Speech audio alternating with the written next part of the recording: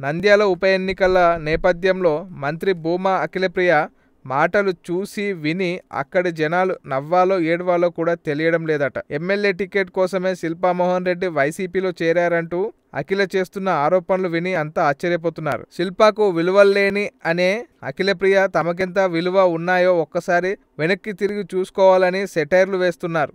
అసలు అఖిలప్రియ ఏ పార్టీ నుంచి గెలిచింది, ఎందుకు టీడీపీలోకి వచ్చింది, ఎలా మంత్రి అయ్యింది, తన చెల్లెలు టికెట్ ఇప్పించుకోవడానికి ఎన్ని ప్రయత్నాలు చేసిందనేది అందరికీ తెలిసిందే. శిల్పా వైపు వేలెత్తి చూపుతున్న అఖిలప్రియకు తన వైపు 4 వేళ్లు ఉన్నాయని చూసుకోవాలని ఎద్దేవా చేస్తున్నారు. అఖిలప్రియ ఆమె తండ్రి భూమా నాగిరెడ్డి 2014లో వైసీపీ టికెట్ పై గెలిచారు. ఆ తర్వాత పదవుల కోసం టీడీపీలోకి జంప్ అయ్యారు.